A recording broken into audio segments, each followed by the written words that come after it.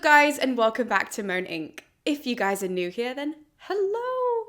My name is Erica and it is a pleasure to have you joining me today on the channel. Because for today's video, as you can see from the title, we are going to be summarizing Sophocles' incredible piece of theatre that is known as Antigone. But before we can get into that, please don't forget to hit the subscribe button and the bell icon so that you know every single time I post in the future.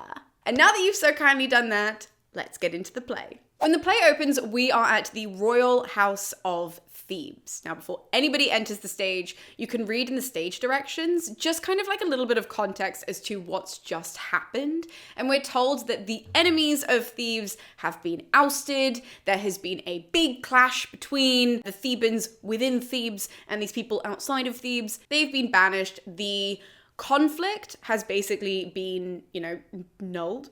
Void. Oh my god, we're only like 2 minutes into this video and I'm already like, what is a word in English that I can use? So the conflict is over and we get the reason why, which is that the sons of Oedipus, one is called Polynices and one is called Eteocles, they have fought against each other and have killed each other in combat. Don't worry guys if this sounds a little bit confusing, we'll get some more explanation of it throughout the play, but this is when we are set. Okay, so both of these guys, Eteocles and Polynices, they were joint rulers of Thebes, end up killing each other, and so therefore we are told in this little stage direction that Creon, who is their uncle, has now assumed the throne. Okay, so that's all the context prior to anybody saying anything. Now, everybody in the audience would have known this. Again, we open on this great palace of Thebes, and out from the gates, the first person to walk onto stage is Antigone. Shortly following Antigone is her sister Ismene, and the two women go towards the middle of the stage where there is an altar to have like a little conversation. Obviously that like we're listening to, but they're having this in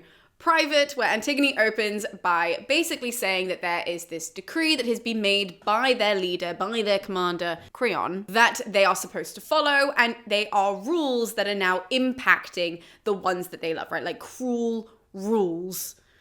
That doesn't sound as nice as I hoped it would in my head. But these unfair rules that are now impacting the ones that they love.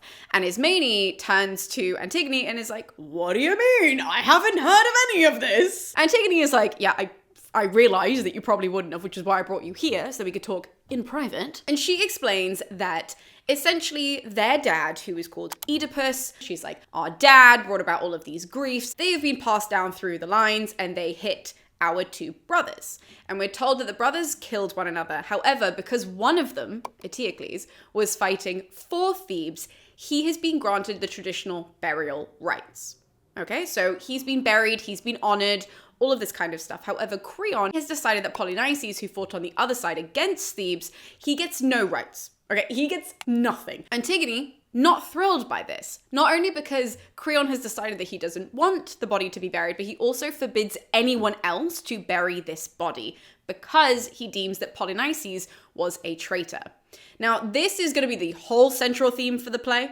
Okay, like this is the whole thing. And when Antigone is explaining this, she's basically telling us that this body of Polynices has been left unburied outside the city and just open to all of the elements so that the dogs and the worms can eat it and all of this stuff. And Antigone has had enough. Even though Creon has publicly stated that there will be a punishment for anybody who disobeys him, Antigone is completely unfazed by this in her opening chat with Ismene, and she basically says, this is my role, now is my chance to show if I am worthy of my royal blood or if I'm a coward, which is such a power opening. I mean, give it to us, Antigone. Now, naturally, throughout the conversation that Antigone and Ismene end up having, Ismene does push against her sister and is kind of like, isn't this illegal? Like, isn't this exactly what our uncle told us not to do? Who are we as women to go against these men that are in charge? We are supposed to be submissive and less than men. Like, literally, she says this stuff where she's like, we are just mere women. We are not supposed to go against men. We're supposed to stay within our place in society. And Antigone is just like, nope, I have zero desire to do this. You can if you want to, but I'm gonna go and do this thing because I want to. Fuck 'em, essentially. She does not care. It doesn't matter what Ismene says to Antigone, she's made up her mind. And essentially, she's trying to convince Ismene to join her in burying their brother, But Ismene just isn't really buying it. Like, she very much is modeling this, lowly kind of woman who, even though she's royal, she will do whatever she's told, even if it's wrong. All of this kind of stuff. And Antigone is playing the opposite role. But Antigone doesn't push her, right? So we do not see her trying to coerce Ismene. We don't see her trying to convince her to do something that she doesn't want to do. And in fact, Antigone says that to her, that she says, if your mind is made up that you do not want to bury our brother, that is fine. I just wanted to let you know what my plans were. So Ismene suggests that Antigone actually keeps this to herself. And Antigone just says, what? There is no way that I'm keeping this to myself. Scream about it. Tell everybody about it. I am doing the right thing. I don't care who knows. And if they want to kill me for it, if they want to punish me for it, let them. Let them do it. She explains that this is because she fully believes that it is her role as a woman in this family, but also a role that is given to her by the gods. And she says that because of that, she is very proud of the decision that she has made. And she encourages everybody to always align themselves with the gods. She does have a moment where she kind of says to Ismene, well, if you won't, honor the gods and what they want to do. And Ismene is like, it's not about that. So there is a little bit of friction with that. But Antigone is firmly in the camp that what she is doing, even though she's going against the state, is 100% the right thing. And the gods will look on her favorably for wanting to do this. Towards the end of this back and forth, Ismene essentially tells her sister that she is signing a death warrant, to which Antigone, I did write down her reply on my piece of paper. She says, if you say so, you will make me hate you, and the hatred of the dead by all rights will haunt you night and day. But leave me to my own absurdity. Leave me to suffer this dreadful thing. I will suffer nothing as great as death without glory. Antigone then exits the stage off to the side, and Ismene goes back into the palace.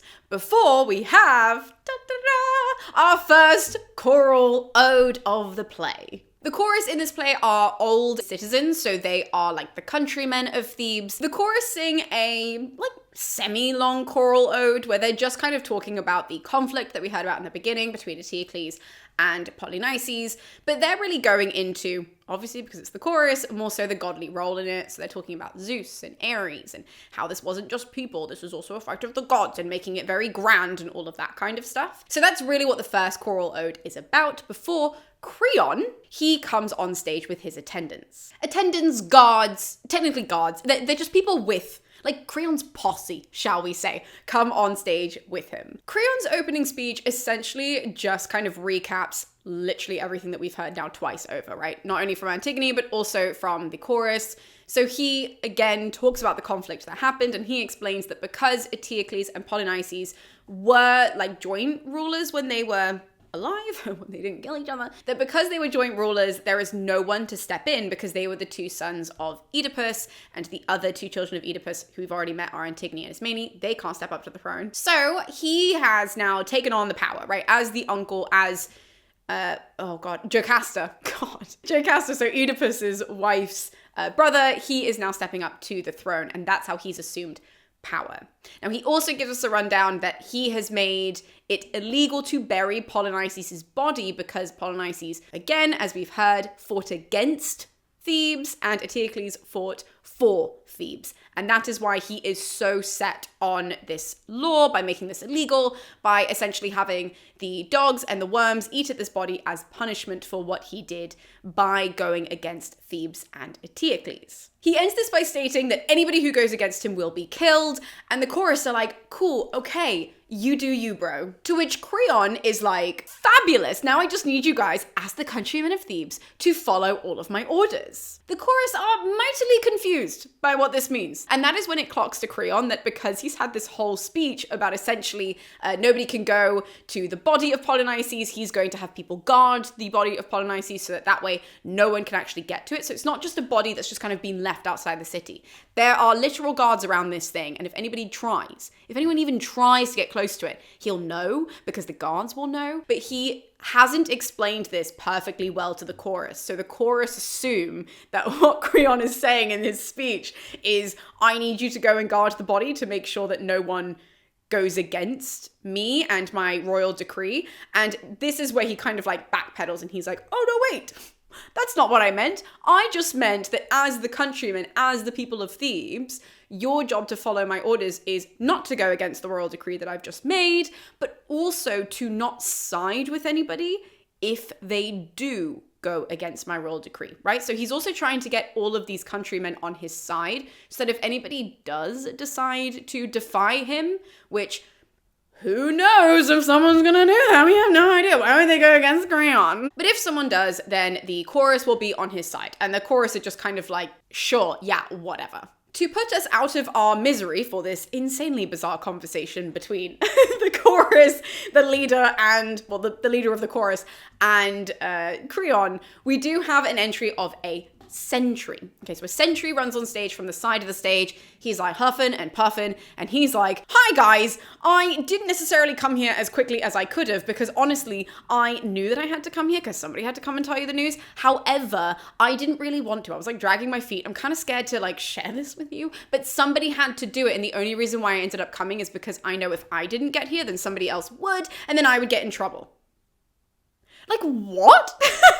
I always read this, and I know this is a tragedy, but when I read this, I'm like, that's just something you don't share, Sentry. Like, you say, oh, I ran as hard and fast as I could because it's my duty, it's my job to come here and to tell Creon, who's now king, of what's going on from where I'm stationed. It's just one of those things where I'm like, don't tell Creon that you've been dragging your feet, because even after you've delivered this, surely he'd want to fire you. Like I would, if that was the role that I gave you and you're like, I wasn't really hustling, I'd be like, then I'm gonna hire somebody who will. Anyway, that's just my...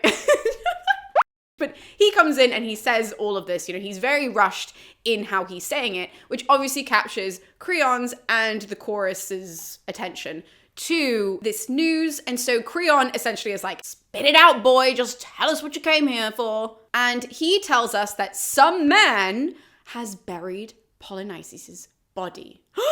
Shock, horror, we totally didn't see that coming. Creon, though, is genuinely shocked, right? Obviously, we know what's going on because we heard Antigone's opening speech. However, Creon was not in the audience for that. He was not on stage for that. And so he is shocked. And so the sentry tells us that, unfortunately, they can't tell what kind of a man would have done it because the way that the body has been buried is not necessarily, 6 feet underground, right? Because there are guards who are stationed to watch this body. So it was clearly a very quick burial. Somebody came and basically just sort of put a very light coating of dirt, soil over the body, just in a way that they wouldn't get punished by the gods, right? That's essentially what he says, that it seems more of a performative burial rather than an actual burial.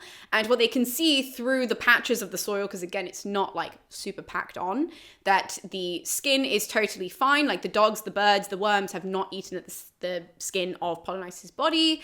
And also that there are no markings from any kind of weapon. So they can't even tell like what social standing the person who's done this is, right? It seems performative, there are no weapons involved, but the body is buried. Now, my question is always, didn't you have multiple guards on this? How did, as we know, some tiny girl do this? Like you guys are really bad at your jobs, clearly, because Antigone was like, I'm just gonna go do it. And in fact, it puzzles everybody so much in this scene that they're also wondering, and Creon decides that this must be the case, either got like a band of people with them in order to do this, to distract the guards, because he's like, how would they get past you? So it's either somebody who's got like a band of I don't know, ruffians, like somebody who's acted with a bunch of other people, or it's possibly somebody who's bribed the guards themselves to do this, right? So those are sort of the two options that are kind of played with in this moment. Now, the chorus leader does pop up as they're going through all of this, and he's like, hey, maybe it wasn't a man, maybe it was the gods. Yeah, maybe they're the ones who did this. Creon essentially just tells them to like, shut the fuck up. And he turns to the sentry and he tells the sentry that it's his job to figure out who it is that did this. So he's got to go off stage, go to the Thebans, go to wherever it is that he thinks this person is hiding and find this person, right? That is the sentry's job. He does this with like, in my opinion, not a good threat. And essentially he just says, if you don't do it fast enough, then death will not be enough for you. And as we're reading this, I always have this thing with ancient texts, their threats are like pretty bad in general. Sometimes we have the occasional good threat, but like every single threat, every single trash talk moment in the Iliad, horrible. Zeus has some really good threats in the Iliad. Now that I think about it, not the point of this, but what I'm telling you is that this threat isn't like noteworthy. He just says, you're going to wish that you were dead, but I'm going to keep you alive kind of a thing. And apparently that scares the sentry enough to take this job seriously. Now, before the sentry goes, him and Creon have this back and forth, which I just think is so unintentionally comical. I think the sentry is just unintentionally a very funny character. And so he turns around and he's just like, hey, I just like have a question. And Creon says, everything that you say offends me. Are you sure you want to keep talking? And the sentry says, yes, actually, I'm just curious because I haven't done anything to you, but you seem like really annoyed at me. So I'm wondering, is it just like the words when they hit your ears, like, does that bother you? Like, is it my voice that's bothering you? Or is it that what I'm saying hurts your feelings because it's a law that you put forward? And obviously Creon is like, who are you to hyper-analyze me? Like, what is happening right now?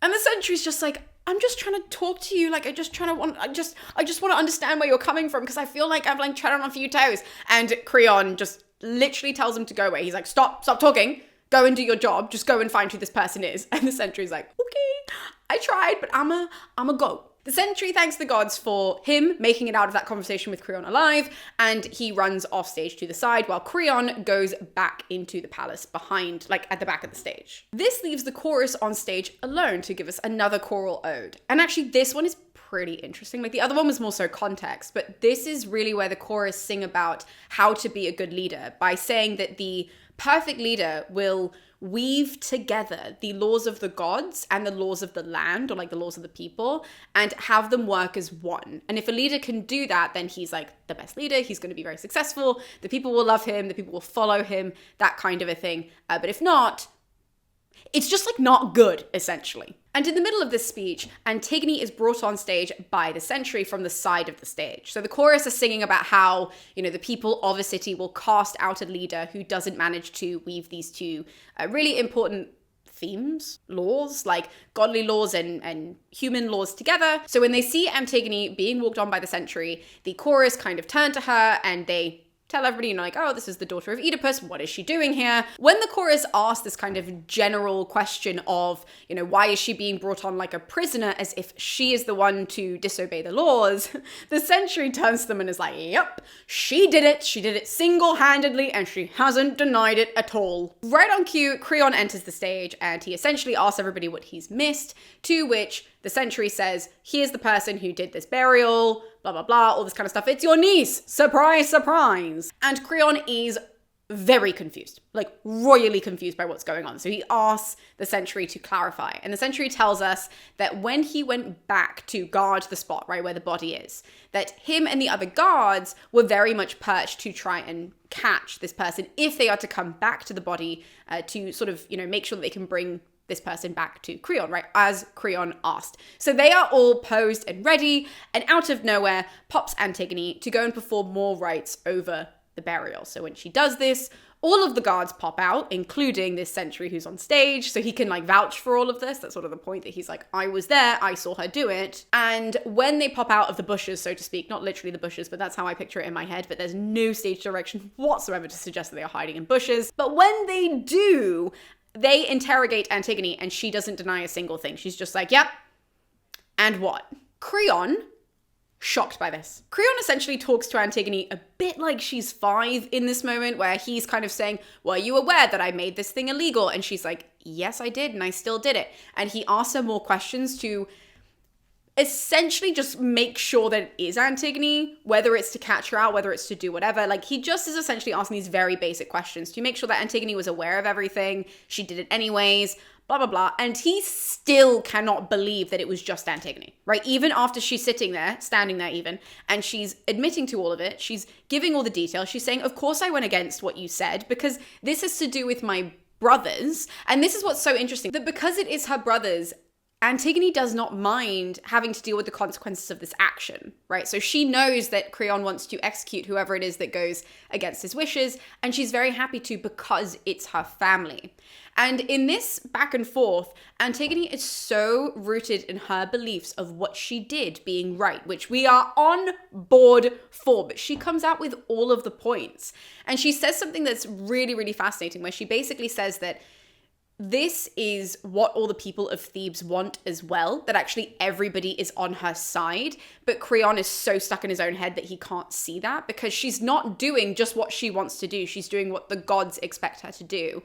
And all of the faithful, people of Thebes want to side with her, but they're so scared of his horrible punishment, and also how he told the country, remember we were there, he told the chorus, you've got to side with me, that they're all really terrified to go against him. So she's kind of, telling him, hey, if you go through with this, that's fine, but just that you know, everyone is actually team me. They've made it incredibly clear that they're team me, because I'm not just acting as a soul only person who's just selfish and stubborn. I'm doing this because it is what the gods would want, and they also really want to please the gods. And Creon cannot at all take this. Creon is like, aren't you ashamed to be standing here by yourself? The people are over there, like, who are you talking about? Blah, blah, blah. And Antigone essentially says, no. And he says, but, you buried this traitor. How could you do that to your brother? And she says, well, the guy you claim who's my traitor, who is the traitor of Thebes, is also my brother. And Creon tries to really argue against Antigone by just staying with the viewpoint that she has gone against her city for a traitor. And Antigone is very much standing firm in saying, you have dishonored my brother. Like, what am I supposed to do as a family member? To which then Creon decides that he's going to go with the argument of, yes, but don't you feel like it's dishonoring Eteocles if you are then honoring Polynices, because Polynices technically killed Eteocles? And Antigone just says, that's completely irrelevant because they're both dead. It's just so logical from her perspective. What we hear underneath this by sort of the midpoint of this conversation, or like towards the end before we have this little like eruption that's about to happen, is that Creon is essentially very bothered by the fact that Antigone is a woman, right? So he kind of ends this little part by saying that he refuses to have a woman of all people lord something like this over him, because Antigone is stressing the family politics of all of this, right? So she's stressing it's her role, it's all of this. We need to remember that her uncle is Creon. So there are also the family politics of Creon being the leader. Is he actually going to punish his niece? And there's also that at play here. But like I said, there's a mini eruption because Creon, he cannot believe that Antigone acted alone. So he's like, I bet it had to do with that sister of yours as well. And on Ismene is brought. She's led on stage by a guard and she's brought into the middle of the stage, and Antigone just starts panicking, right? Antigone is like, whoa, absolutely not. She had nothing to do with this.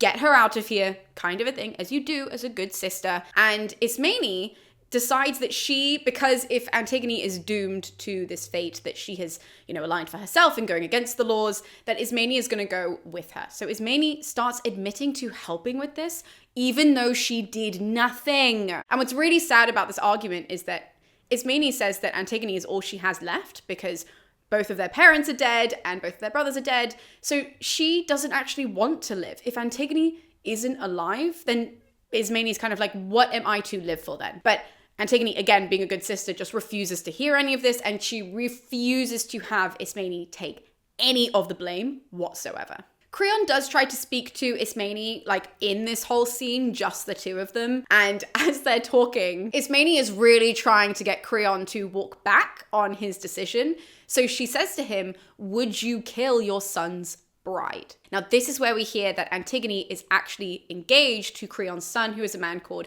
Haman. Now, unsurprisingly, I guess, Creon just says, yeah, of course I would, because a woman who acts like this is a repellent, gross, would never subject my son to marrying a woman like this. So it doesn't work, but she gives it a go. And we know that there's way more at play when it comes to this whole family dynamic than we initially understood, and it just keeps getting more and more and more complicated. So not only has Creon decided he's going to kill Antigone, who is the sister of both of the brothers, who is the daughter of Oedipus, who is of royal blood, but also he is willing to kill the bride of his son. So now it's getting a lot. To enter this scene, Creon tells the guards he's going to kill both of the girls, and so he asks them to take them away. And so they do. They walk off stage, and we just have Creon left with the chorus. The chorus sing another little song sort of about like generational curses as him and Creon are just left on stage. So if you want to hear more about that, it's just kind of about like Oedipus and how it's passed down and blah, blah, blah, blah, blah. Very important for the fact that this whole royal family is just Like so screwed up. So that's what they sing about. And on walks Haman, who is Creon's son. He enters from the palace and the chorus turn around to see him and they're like, why is he here? Is he crying for the fact that his bride is doomed? This conversation, in my opinion, is Sophocles at his best. Because we have Haman come on and he says to Creon like, hey, you're my dad, you're my number one, like you're my everything, I am here to support you. So he does a really good job of like gassing up Creon initially, to the point where even Creon is saying in response to him, you know, this is everything that a father wants to hear from his son. Knowing that you would side with me over a woman, it shows that you are like of good mind, of sound mind, all of this kind of stuff. And Haman really uses this as a way to try and get through to Creon, because he too comes on stage and he's kind of like, you haven't heard what we've heard, which is that all the people are really siding with Antigone. And because you are my dad and I love you the most, I need to tell you that if you kill Antigone, if you do what you've said that you're going to do, you're going to lose the support of all the people, because I have heard that they are mourning for her. I have heard that they support her. I have heard that they agree with what she's done as the sister of these two men. Like, this is exactly what they wanted her to do and what the gods wanted her to do. So by going against all of that, you're basically opposing yourself to the people. And this is like not gonna look good. Creon, as you can guess, hates the sound of this. He thinks that Haman is siding with Antigone, which again was a big no-no. And Haman kind of has to keep holding his hands up being like, it's not me and Antigone versus you. It's actually me as your son who loves you, trying to make you see that you're making this a much bigger deal than it needs to be, and you're being a bad ruler. That's it. That's sort of the general idea. But he keeps arguing this so well throughout this conversation that he's saying, I think you should do this. I think that the people are going to go against you. And Creon literally starts turning into a child, right? So he's like, oh, and now I'm going to let the people rule me and tell me how to rule. And Haman's like, no, I just think that this is a really good piece of advice. And he's like, oh, so now a boy is going to rule me. Haman isn't that young. I just want to clarify it, right? He's about to get married to Antigone. So he's not like a little child. He's just the son of Creon, and Creon cannot stand the idea of his son giving him sound advice. And so he starts going back and forth with Haman about this. And Haman is like, who's being the child now? Who? Like, you won't even listen to anything that I'm saying. How am I, like, what? And what's really funny is that as this conversation is happening, the chorus leader, anytime one of them makes a good point, is like, oh, wait, that's actually a really good point. So like every so often, you know, you have Creon who's like, but I made this decree and she went against it. And the chorus is like, I mean, that's true. And then Haman's like, yes, but the people are going to hate you more. So even if you kill her, they're going to come and maybe not literally kill you, but they're going to try and oust you and cast you out. And then the chorus are like, oh, that's also a really good point. The chorus just want to be on the winning side. The chorus are like me when I watch football. Like, it's always just like, who's winning? I support them, which is just not supposed to be funny. This is a tragic play. But alas. Now, despite Haman really trying to show his dad that he is on his side and he's just trying to, you know, make sure that he can manage the situation the best that he can, like I said, even though Creon is not seeing this, the conversation just starts tanking like really, really quickly. Haman realizes he's not getting through to him, and so he says, fine. You're going to go about this. I can tell that your stubbornness and your pride, both of those things are going to destroy you. If that's what you're choosing, that's fine. I can't do anything about that, but I do need to warn you. If you kill Antigone, you are also killing another person. And this is where Creon realizes that his son has gotten very, very serious about this whole thing. And instead of understanding that his son does want to marry Antigone, that his son is very much invested in this and wants everybody to be as happy family as they possibly can be. I mean, he's Oedipus's family, like, but clearly Haman is really serious about this. Creon takes this as a personal attack, right? He gets really defensive. And he says, are you threatening me? If you're threatening me in such a way, then I'm going to kill Antigone in front of her groom. To which obviously, because what a horrible thing to say, obviously, Haman is like, that's fine, but I can't stand the sight of you right now, so I'm out of here. Like, I'm not having this conversation anymore. You're being a child. You're not listening to me. You're being completely unreasonable. You want to kill Antigone in front of me? Do it. I dare you. But I'm done with this conversation. And he walks off stage. Now the chorus, who have listened to this whole thing, when Haman walks off, they're like, hey, maybe you like shouldn't push him, right? Like maybe that's like not a good idea. To which Creon says, let him do something stupid. If he wants to be rash, if he wants to act that way, let him. Good riddance. So the chorus asks Creon if he's really prepared to kill both Antigone and Ismene to sort of double check his plans. And this is the only part where Creon kind of like pulls back a little bit.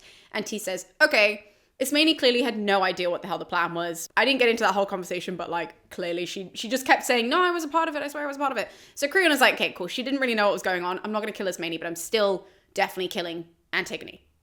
And then he leaves. We then have another choral ode step in where they sing this time about how love is the root of people's downfall. It is a much longer ode. We're not going to get into all the details like I haven't with any of the others, but they're really singing about how this is such a powerful force that it can actually destroy people just as much as it can build people up. And it's through this choral ode that then Antigone is brought back on stage.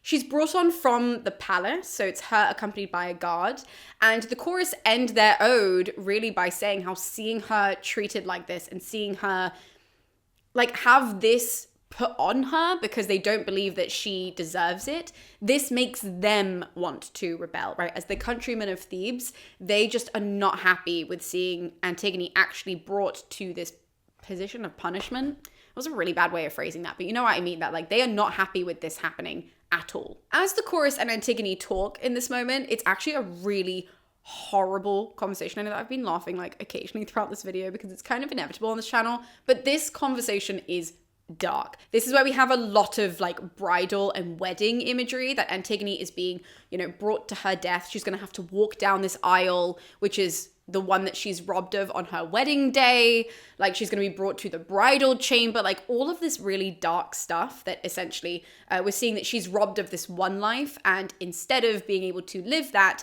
as she should be, which is the life that she was essentially promised, she is being punished instead.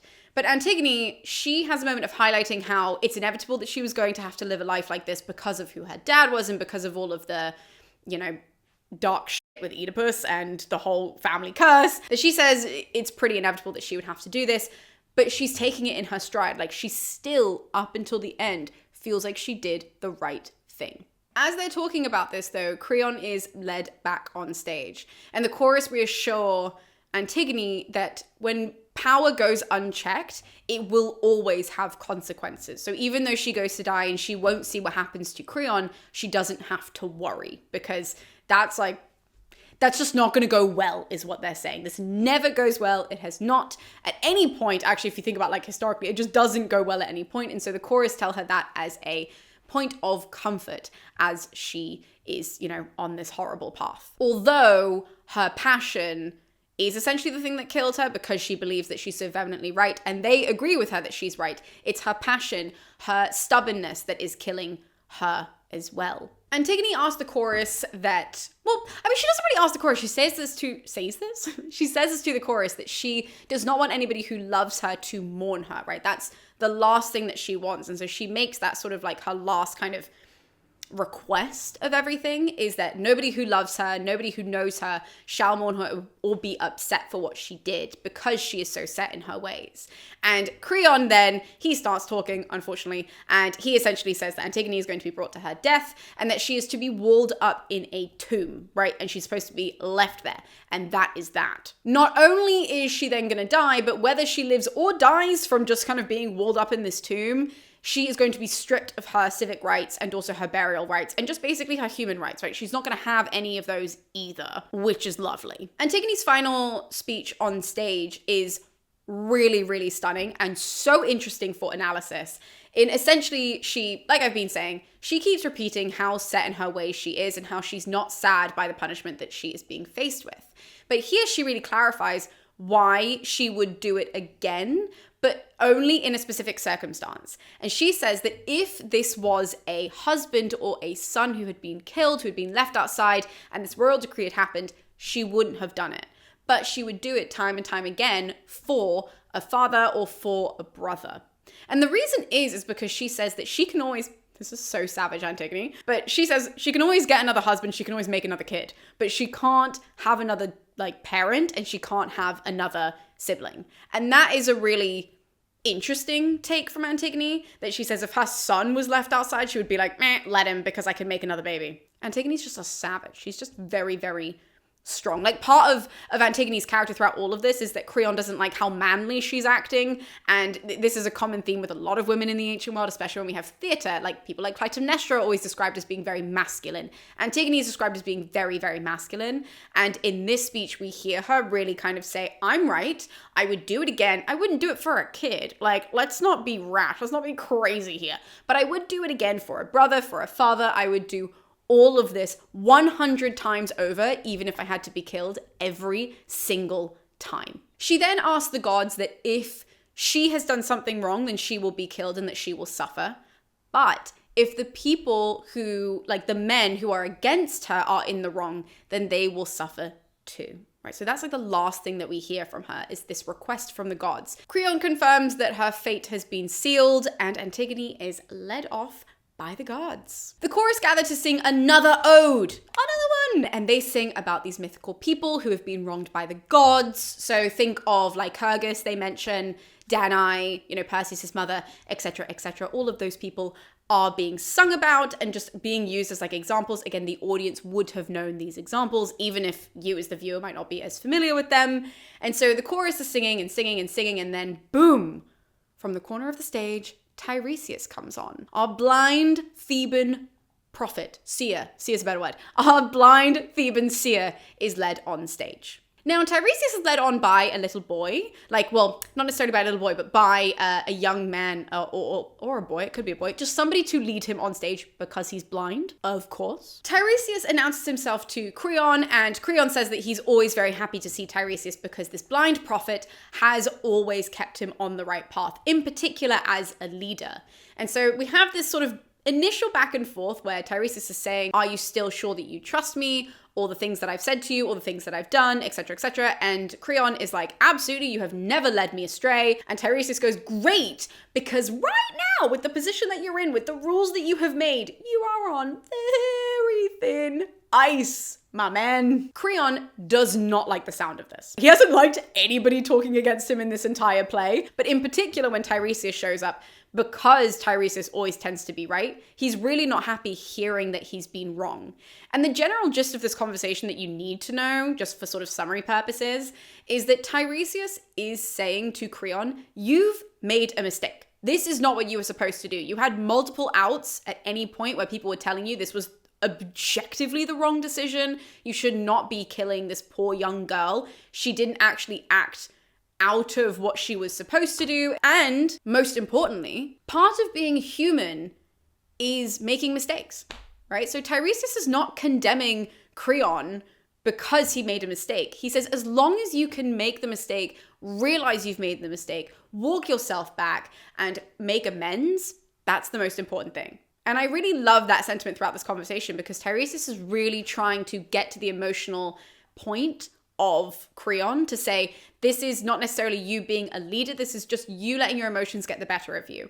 All you have to do is walk this back because nobody agrees with you. We've tried to show you how many people disagree with you, but that's okay. It's so okay to make mistakes. You're going to make more after this. You've probably made loads before this. The difference here is that you just have to apologize, say that you were wrong, and try and do the right thing. Now, despite Tiresias being really reasonable, Creon literally says to him, I have no interest in arguing with a seer, in particular the blind. To which Tiresias is like, yeah, but you already did. The second that you have implied that what I'm saying is rubbish, that my prophecies, which is what I'm spewing, are wrong, you've already chosen to argue with me? Like, I'm lost. It's not going from here, we're going to keep arguing. Like, you've already done it. And Creon, oh my God, you can tell that Creon is just having like a mental breakdown because he turns to Tiresias and he says that not only Tiresias, but also the rest of the seers, they just come in, they spew all of their prophecies in order to get the most monetary gain. The exact quote, I had to write this one down, is actually line 1171, where Creon says, you and the whole breed of seers are mad for money. What a thing to say. I don't even care if it's like the heat of the moment. That is brutal. Tiresias, though, takes the high road, right? My man, he does not want to get involved in this. And he's thought, I've had enough of this conversation. So he asks the boy who's guided him on stage to basically take him off stage. But before he does, he says to Creon that because he is so stubborn, because he is so prideful, he is essentially handing over one of his own flesh and blood for this mistake. And so he gives him that like really bad prophecy, and then he walks off. And the chorus leader turns to Creon and is like, so that was like that wasn't good. And Creon's like, you think? So they have this back and forth where basically Creon, it starts to dawn on him that, oh my goodness, a seer has told me these things. I've actually possibly royally fucked up, right? He couldn't say that to Tiresias, but as he's talking to the chorus, he's now just kind of going, oh my God, this is like really, really bad. But now he doesn't know how to backtrack out of it. And so therefore we have the chorus who say, okay, well, maybe a really good place to start, is to like not kill Antigone. And Creon is like, can I go and do that? Is it too late? And the chorus is like, no, actually it would be a really good time to go and do that. So Creon is like, aye, aye. And he rushes off stage to go and handle this now issue. Well, it was always an issue, but now he realizes it's an issue. He's like, I'm ready, let's go. And so he leaves. When the chorus go into one of their final odes, because we still have one after this, but when they go into their penultimate ode, they are singing specifically to Dionysus, who is the god of Thebes. His mother is Semele, who is Theban. Hello. So because they are singing to Dionysus, they are asking him to watch over them during this trying time. And as they're singing, we have a messenger. It's never good when a messenger comes on in tragedy. So we have a messenger come on and he says, oh, Creon has cemented this thing and this horrible thing has happened. Oh my goodness. And the chorus are trying to keep up with him. This is sort of the point. He's kind of talking very generally that something horrible has happened. The chorus are like, you're going to have to slow down. Tell us what's gone on off stage because we all need to know. And he, the messenger, tells us that Haman, Creon's son, was so mad at his father that he is now dead. But before he can actually tell us what's gone on, the chorus interrupt him and the chorus are like, what? And before anybody can get answers, the palace doors open and a woman walks out. Now the woman is called Eurydice, not the mythological Eurydice, that's just her name. And she walks on stage because she is the wife of Creon and she is the mother of Haman. So she has kind of overheard what's gone on and she comes out to talk to the messenger, but also the chorus saying, I was just inside. I heard you kind of say something about my son and my husband. Like, I think I heard you, but I'm not entirely sure. Can you repeat what you said? And the messenger is like, I can do one better and I can tell you the entire story, lady. I got this. The messenger tells us that he was an eyewitness to this horrible thing. So therefore, he can vouch that all this really did happen. He didn't hear it from somebody.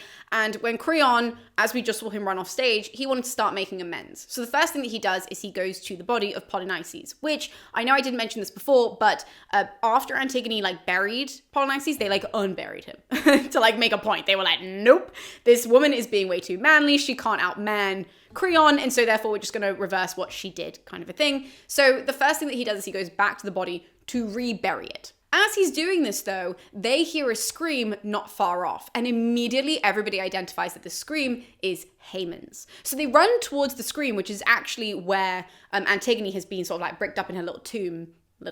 That makes it sound like a little playground. Obviously it's not. So they run over to this part where they hear Haman screaming, go in there, and they see him with the body of Antigone, because Antigone has been hung within this tomb. And so he is just sobbing. He is inconsolable. Creon is now panicking because he's going, crap, I just buried the body again because I was then going to come and get Antigone, ask for her forgiveness, show her that I was willing to meet her halfway, and now she's in my son's arms. And Haman is, like I said, having a breakdown. He is not doing well. And long story short, he is pissed at his dad, right? He cannot believe that his dad actually went through with this.